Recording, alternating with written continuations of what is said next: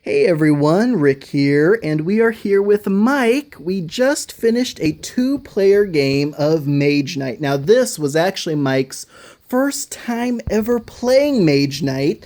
We actually played three kind of learning scenarios, each one scaling up the point values higher and higher. First, Mike and his Black Powder Rebel Army went up against a Bone Golem right out of the cemetery, and he crushed the Bone Golem. Second battle was Mike and his Black Powder Rebels with some reinforcements against a huge beast of a golem from also the Black Powder faction. This guy, in fact, and his name is the Dwarven Stomper. He had taken a village hostage, holding the gatehouse for his own, but he was no match for Mike's forces. Mike was able to crush him. Then, in the third and final scenario, it was Mike, with his upgraded Black Powder Rebel army against a stalwart force of the Knights. The Elven army of the Knights. And in the end, it came down to Mike's lone Leech Medic against the Knights Immortal Archers. Two archers, and they were finally able to take down the Medic in the last rounds.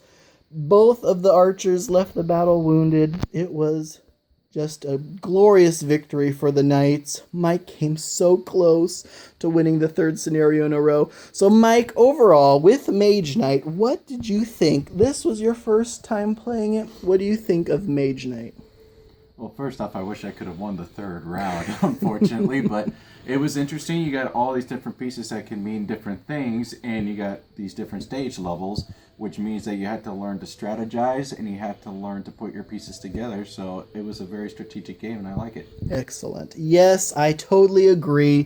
When you are moving around the table with these figures, there is a lot to consider. So, Mike, this was your final force. Do you have a favorite figure of these five?